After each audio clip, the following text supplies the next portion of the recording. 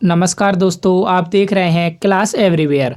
और इस वीडियो में मैं आपके लिए ह्यूमन बॉडी से रिलेटेड जो भी इम्पोर्टेंट क्वेश्चंस बनते हैं सभी को यहाँ पर हम कवर करेंगे। और यह जो क्वेश्चंस हैं आपके लिए सभी एग्ज़ाम के लिए बहुत ही ज़्यादा इम्पोर्टेंट हैं। और अभी रिसेंटली में आपको पता है कि रेलवेज़ के एग्ज़ाम शुरू हो गए हैं, उनमें साइंस का जो वेटेज है वह बहुत ही ज़्यादा रहता है। और आपके लिए उसी से रिलेटेड हम यहाँ पर क्वेश्चंस लेकर आए हैं, जिसमें हम ह्यूमन बॉडी यानी कि बायोलॉजी के जितने भी इम्पोर्टेंट क्वेश्चंस आपके एग्ज़ाम में पूछे जाते हैं तो लगभग 100+ क्वेश्चंस हम इस वीडियो में कवर करेंगे। और अगर आपको यह वीडियो इम्पोर्टेंट लगे तो आपसे अनुरोध करूँगा कि वीडियो को अंत तक जरूर देखिएगा और वीडियो को लाइक करके चैनल को सब्सक्राइब जरूर कर लीजिएगा, जिससे कि आने वाली वीडियो की इन्फॉर्मेशन आपको आसानी से मिल जाए। तो चलिए स्टार्ट करते हैं क्वेश्चन से। और दोस्तों यहाँ पर मैं जितने भी क्वेश्चंस कराऊंगा वह सारे के सारे बहुत ही ज़्यादा इंपॉर्टेंट हैं। आप इनके नोट्स भी बना सकते हैं शॉर्ट फॉर्म में, जिससे कि आपको आगे चलकर रिवीजन में बेनिफिट होगा। और दोस्तों मैं बायोलॉजी की लगभग 4 क्लासेज लेकर आऊँगा और उन 4 क्लासों में लगभग सारी की सारी क्लासें 20 से 25 मिनट की रहेंगी और 4 क्लासों में सारी की सारी बायोलॉजी कवर कराऊंगा। तो इन सभी क्लासों को आप हमारी जनरल साइंस की प्लेलिस्ट में जाकर जरूर देखिएगा। तो चलिए आज की क्लास की शुरुआत करते हैं। तो चलिए दोस्तों, अब मानव रोग और उससे जो अंग प्रभावित होता है उसके बारे में हम पढ़ेंगे। तो 6 रोग जिसको टीबी, तपेदिक, ट्यूबरकुलोसिस भी कहते हैं, इससे मुख्यतः फेफड़ा प्रभावित होता है, लेकिन हड्डियां, मस्तिष्क और आंत भी प्रभावित होते हैं। दमा से क्या प्रभावित होता है? तो फेफड़ा प्रभावित होता है। न्यूमोनिया से फेफड़ा प्रभावित होता है। ब्रोंकाइटिस से फेफड़ा प्रभावित होता है और कुकर खांसी से भी फेफड़ा प्रभावित होता है।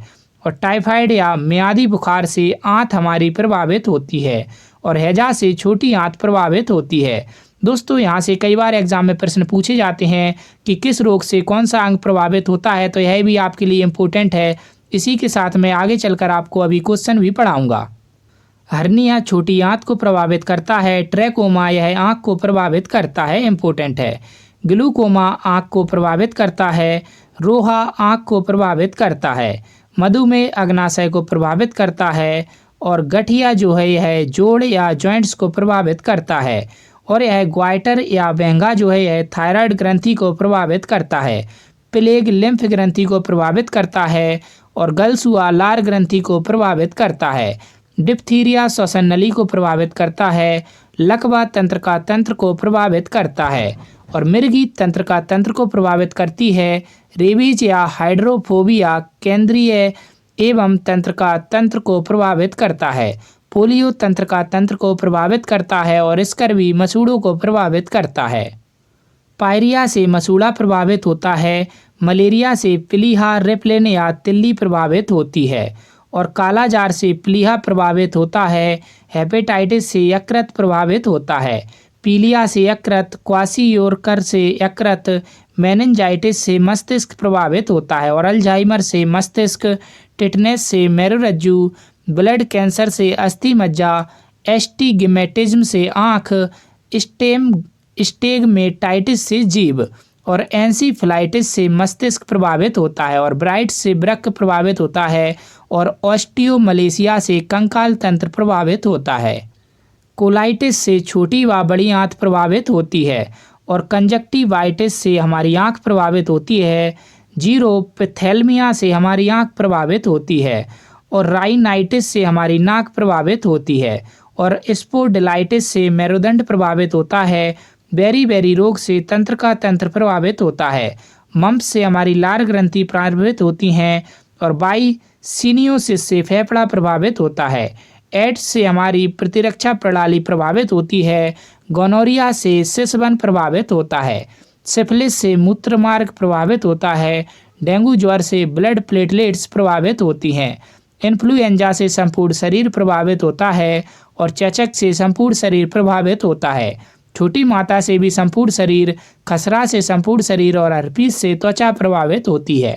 इसके बाद अगर हम पदार्थों और उनसे प्रभावित अंगों की बात करें तो एस्बेस्टोस, इससे फेफड़ा प्रभावित होता है।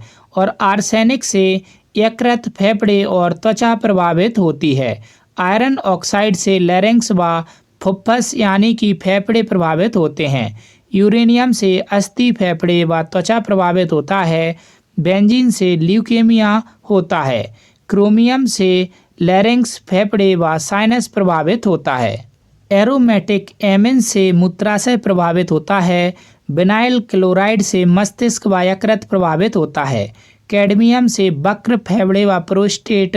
निकेल से फेफड़े और चारकोल से त्वचा व फेफड़े प्रभावित होते हैं। अब अलग अलग बीमारियों के जो कारण हैं उनकी बात करें तो वायरस से होने वाली बीमारी अलग लिखी है मैंने, बैक्टीरिया या जीवाणु से होने वाली बीमारी अलग लिखी हैं और प्रोटोजोआ से होने वाली बीमारी अलग लिखी हैं। अगर बैक्टीरिया यानी कि जीवाणु से होने वाली बीमारी और प्रोटोजोआ और वायरस की हम देखें तो वायरस या विषाणु से होने वाली जो बीमारी हैं वो हैं गलसुआ, खसरा, चेचक, पीलिया, रेबीज, एड्स, इन्फ्लुएंजा, जुकाम, मस्तिष्क ज्वर, डेंगू और हर्पीज। यह सारी की सारी वायरस या विषाणु से होती हैं। यह क्वेश्चन एग्जाम में पूछे जाते हैं तो दोस्तों आप इनको जरूर याद रखना। बैक्टीरिया या जीवाणु से होने वाली बीमारी है निमोनिया, टेटनस, कुष्ठ रोग, क्षय रोग, हैजा, डिप्थीरिया, सिफिलिस, प्लेग, तपेदिक, टाइफाइड और मेनिंजाइटिस।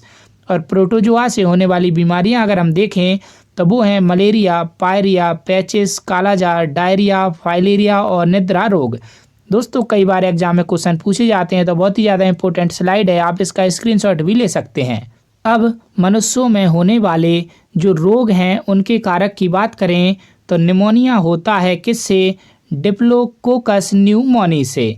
टिटनस जो रोग है वह होता है क्लोस्ट्रीडियम टिटेनी से। और मलेरिया जो रोग है यह होता है प्लाज्मोडियम नामक मच्छर के काटने से, प्लाज्मोडियम से होता है। और कालाजार जो है यह लिस्मानिया से होता है। टाइफाइड साल्मोनेला टाइफोसा से होता है। हैजा जो है यह विब्रियो कोलेराई से होता है। प्लेग रोग पास्ट्यूरेला पेस्टिस की वजह से होता है। कुष्ठ रोग जो है यह माइक्रो बैक्टीरियम लेप्री की वजह से होता है। और क्षय रोग माइकोबैक्टीरियम ट्यूबरकुलोसिस की वजह से होता है। डिप्थीरिया होता है कोरिने बैक्टीरियम डिप्थेरी की वजह से। काली खांसी होती है हेमोफिलस परटूसिस की वजह से। और सिफिलिस होता है ट्रेपोनेमा पैलिडम की वजह से। दोस्तों यह भी काफ़ी ज़्यादा इम्पोर्टेंट है, कई बार एग्जाम में यह सारी की सारी रोग और किसके कारण की वजह से यह होते हैं पूछे जा चुके हैं। इसके बाद हम कीट और उसके द्वारा संचारित जो रोग हैं उनकी बात करें तो मादा एनेफिलीज जो है यह मलेरिया ज्वर को फैलाती है। मादा क्यूलेक्स यह फाइलेरिया को फैलाता है। मादा एडिस एजिटाई यह पित्त ज्वर को फैलाता है। ग्लोसिना पापेलिस जो है यह निद्रा रोग को फैलाता है। घरेलू मक्खी हैजा रोग को फैलाती है। खटमल जो है यह चागास रोग को फैलाता है। और पेडिकुलस जो है यह टाइफाइड को फैलाता है। बालू मक्खी जो है यह कालाजार को फैलाता है। और टेबेनस मक्खी जो है यह सुर्रा रोग को फैलाता है। अब यहाँ पर जो रोग हैं उससे संबंधित टीकों की अगर हम बात करें तो पोलियो का टीका है मम्स वैक्सीन जिसको हम MMR कहते हैं। खसरा का टीका है मम्स वैक्सीन, इसको भी MMR कहते हैं। टीबी का टीका है BCG। डिप्थीरिया और टेटनस का जो टीका है वो है DPT। काली खांसी का है DPT। टाइफाइड का है टाइफाइड वैक्सीन। छोटी माता का है रुबेला वैक्सीन। और जर्मन खसरा का है रुबेला वैक्सीन। चलिए दोस्तों मानव रोग से संबंधित जो महत्वपूर्ण तथ्य हैं उनके बारे में पढ़ते हैं। तो विषाणु जनित जो रोग हैं वो हैं चेचक, खसरा, पोलियो, डेंगू ज्वर, इन्फ्लुएंजा, मस्तिष्क सोथ, ट्रैकोमा, रेबीज, गलसुआ और भी बहुत सारे रोग हैं जो विषाणु या फिर वायरस से होते हैं। जीवाणु जनित रोग हैं टेटनस, टीबी, टाइफाइड, हैजा, डिप्थीरिया, प्लेग, निमोनिया, कुष्ठ रोग, मेनिंजाइटिस, सिफिलिस एवं काली खांसी। कवक से होने वाले रोग हैं एथलीट फुट एवं अल्टरनेरिया। और एथलीट फुट जो है इसमें एथलीट के फुट में फंगस टाइप हो जाता है। और अमीबिया प्रोटोजोआ से जनित रोग हैं मलेरिया और पैचिस। और लोहे की कमी से उत्पन्न रोग हैं कौन? एनीमिया।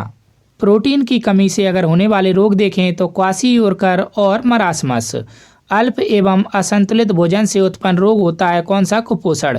ऑक्सीजन की कमी से होने वाला रोग है हाइपोक्जिमा। और आयोडीन की कमी से उत्पन्न रोग है ग्वाइटर या घेगा रोग। इंसुलिन की कमी से कौन सा रोग होता है? तो मधुमेह या डायबिटीज। हीमोफीलिया एवं वर्णांधता किस प्रकार के रोग हैं? तो यह दोनों आनुवांशिक रोग हैं। वसा की कमी से क्या होता है? तो वसा की कमी से शरीर का विकास रुक जाता है। मलेरिया रोग का कारक क्या है? तो मलेरिया रोग का कारक है प्लाज्मोडियम। मलेरिया रोग का संक्रमण किसके काटने से होता है? तो मादा एनोफिलीज मच्छर के काटने से होता है। सार्स या बर्ड फ्लू के लिए उत्तरदायी सूक्ष्मजीव कौन सा है? तो वो है विषाणु यानी कि वायरस। सार्स का पूर्ण रूप क्या है? तो severe acute respiratory syndrome SARS का पूर्ण रूप है। एड्स की फुल फॉर्म है acquired immune deficiency syndrome. AIDS किससे उत्पन्न होता है? तो ये एचआईवी पॉजिटिव विषाणु से उत्पन्न होता है। गोल कुमी से उत्पन्न रोग है फाइलेरिया। और हमारे शरीर में कोलेस्ट्रॉल की अधिकता के कारण क्या होता है? तो हमारे शरीर में दिल का दौरा पड़ता है। टीबी रोग के रोकथाम के लिए कौन सा टीका दिया जाता है? तो टीबी रोग के रोकथाम के लिए बीसीजी का टीका दिया जाता है। बीसीजी का टीका नवजात शिशुओं को कितने दिन के अंदर लगाना चाहिए? तो 7 दिन के अंदर।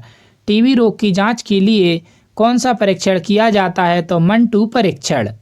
अब अगर हम बात करें तो एड्स की रोग की जांच के लिए कौन सा परीक्षण किया जाता है? तो एलिसा परीक्षण। ध्यान रखिएगा। अल्कोहल का अधिक मात्रा में सेवन करने वाले सामान्यतः किस रोग के कारण मौत के शिकार हो जाते हैं? तो सिरोसिस नामक जो बीमारी है वह इनको हो जाती है। हैजा, टाइफाइड तथा जॉन्डिस में सभी बीमारियां कैसे फैलती हैं? तो यह प्रदूषित जल के पीने से फैलती हैं। किस रोग के कारण पीड़ित शिशुओं में जन्म के समय अरक्तता या खून की कमी हो जाती है? तो थैलीसीमिया नामक आनुवांशिक रोग के कारण बच्चों में जन्म के समय से ही खून की कमी हो जाती है। मस्तिष्क कोशिका का अपघटन मानव शरीर में किस रोग का अभिलक्षण है? तो यह अल्जाइमर रोग का अभिलक्षण है।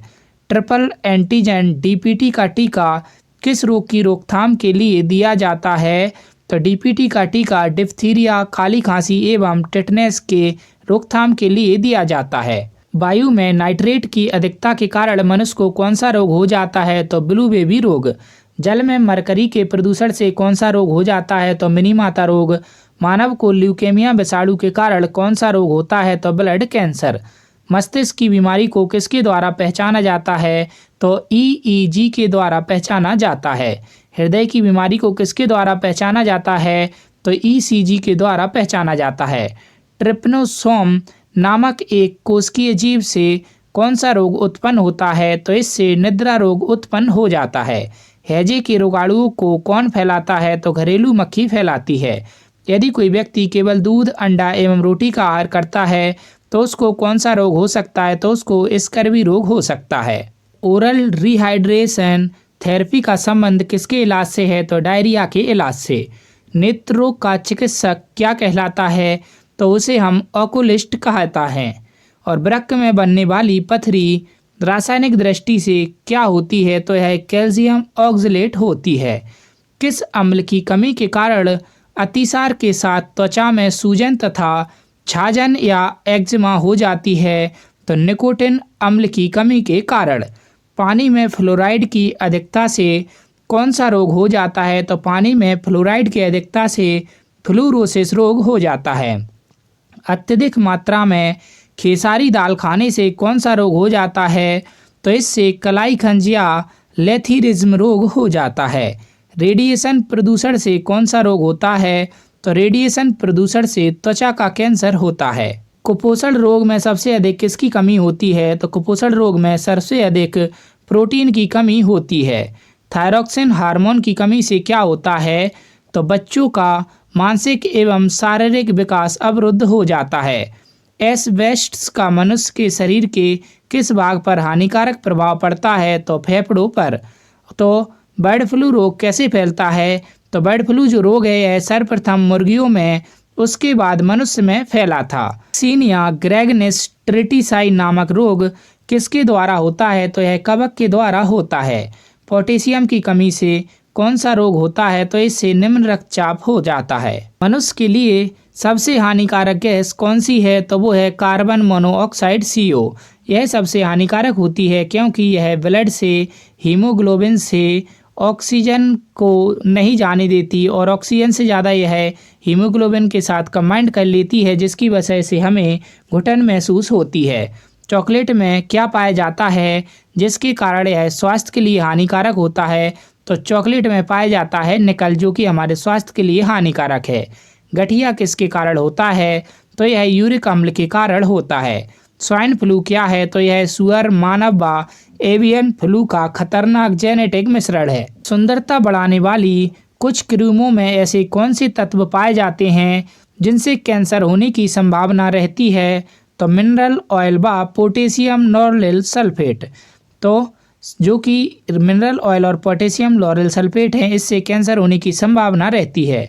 सामान्य जुकाम के लिए उत्तरदायी जीव कौन सा होता है? तो वो है राइनो वायरस।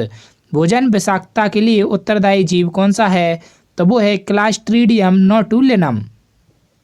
कुकर खांसी के लिए उत्तरदायी जीव कौन सा है? तो वो है हीमोफिलस परट्यूटिस। और किडनी के रोगी को डायलिसिस की प्रक्रिया में कौन सी विधि घटित होती है? तो इसमें इलेक्ट्रोफोरेसिस विधि घटित होती है। किसमें? डायलिसिस में।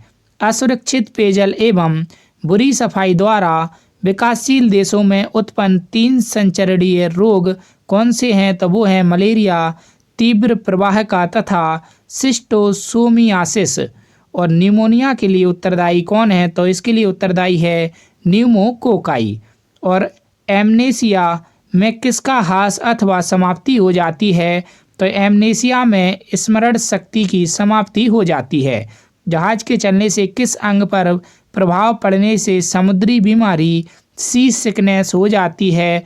तो अमाशय पर प्रभाव पड़ने से समुद्री बीमारी या सी सिकनेस हो जाती है। क्रेटिनिनम रोग में क्या होता है? तो क्रेटिनिनम रोग में शरीर का विकास कुंठित हो जाता है। तनिकाशोथ किस रोग का अन्य नाम है?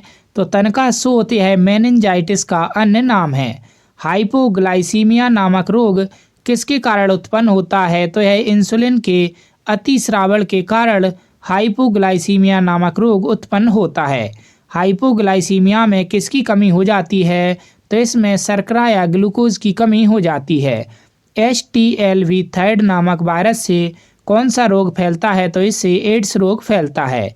एपिलेप्सी रोग का संबंध किससे है? तो नाड़ी संस्थान से। मनुष्य में दाद या रिंगवॉर्म रोग के रोगकारक कवक का नाम क्या है? तो माइक्रोस्पोरम। और काली खांसी का अन्य नाम क्या है? तो वो है हुपिंग कफ। हाइपोकॉन्ड्रिया बीमारी क्या होती है? तो यह अपने स्वास्थ्य के विषय में असामान्य मानसिक चिंता की बीमारी है। हेपेटाइटिस बी वायरस किस रोग के लिए जिम्मेदार है? तो यह पीलिया के लिए। मूत्र में एल्ब्यूमिन आने से किस अंग के गड़बड़ होने की संभावना होती है?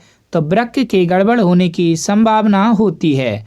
कुष्ठ रोग के जीवाणु की खोज किसने की थी? तो कुष्ठ रोग के जीवाणु की खोज की थी हैंसन ने।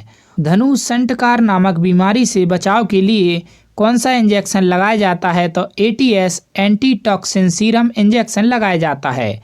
सिलिकोसिस की बीमारी कहाँ पर काम करने वाले लोगों को होने की संभावना रहती है? तो सिलिया की खदानों पर जो काम करते हैं उनको सिलिकोसिस नामक बीमारी हो जाती है।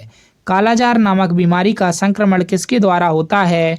तो सैंड फ्लाई के द्वारा इसका संक्रमण होता है। किसका? कालाजार नामक बीमारी का। किस प्रकार के सिंड्रोम से पीड़ित मनुष्य अधिक लंबेपन, मानसिक दोष एवं असामाजिक आचरण के शिकार होते हैं? तो XYZ सिंड्रोम नामक बीमारी की वजह से। आर्टेरियो स्क्लेरोसिस रोग क्या होता है? तो आर्टेरियो स्क्लेरोसिस रोग धमनी काठिन्य जिसमें धमनियों का कठोर हो जाना, यह रोग होता है। पीलिया रोग के लिए उत्तरदायी जीवाणु कौन सा है? तो पीलिया रोग के लिए उत्तरदायी जीवाणु है लेप्टोस्पाइरा इक्टेरोहमरेजी। और ट्रिप्नोसोम नामक प्रोटोजोआ किस मक्खी से फैलता है?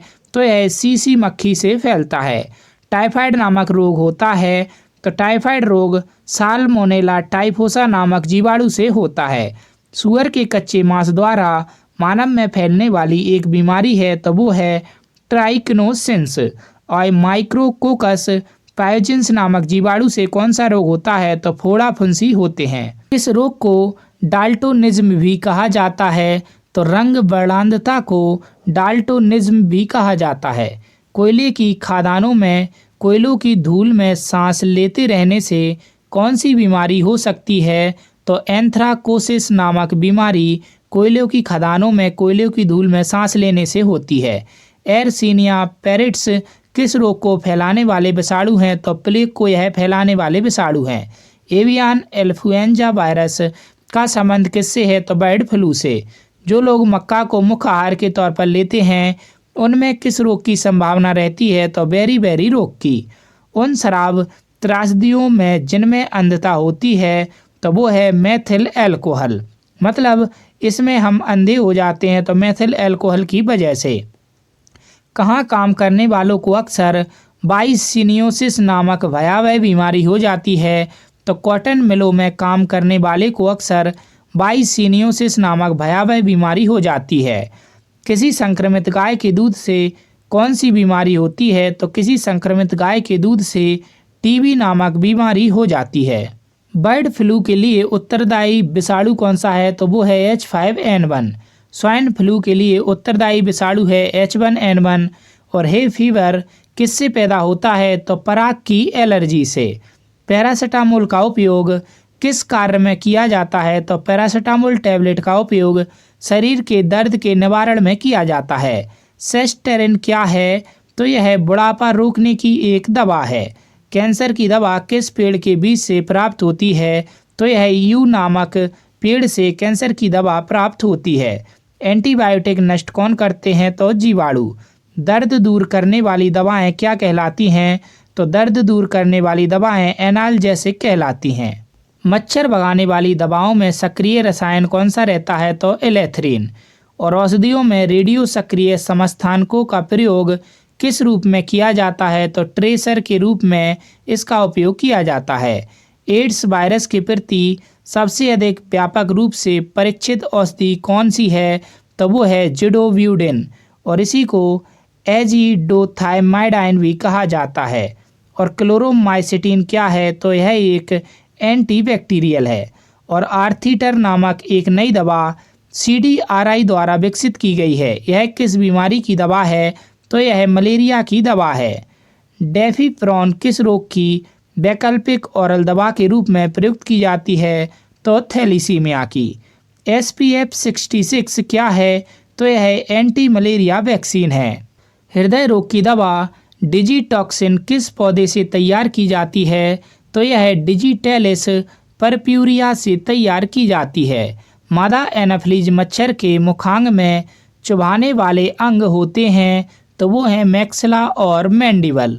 रोगों के संचरण के लिए उत्तरदायी कीटों को क्या कहते हैं?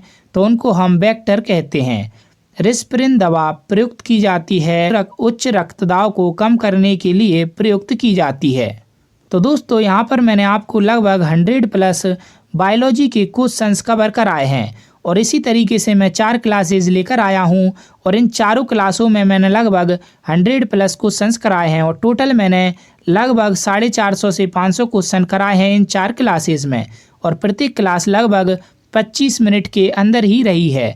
तो दोस्तों चारों के चारों क्लासेस को आप देख लेना। अगर सभी क्लासें आप देख लिखते हैं तो आपका सारी की सारी बायोलॉजी कवर हो जाएगी और यह चारों क्लासें आपको हमारी प्लेलिस्ट जनरल साइंस में देखने को मिलेगी। उम्मीद करता हूं दोस्तों क्लास आपको अच्छी लगी होगी। अच्छी लगी हो तो क्लास को लाइक ज़रूर करना और हमें कमेंट करके ज़रूर बताना और हमारे चैनल को सब्सक्राइब जरूर कर लेना। डेली ऐसी जीके, स्टैटिक जीके और साइंस की वीडियोज़ के लिए धन्यवाद।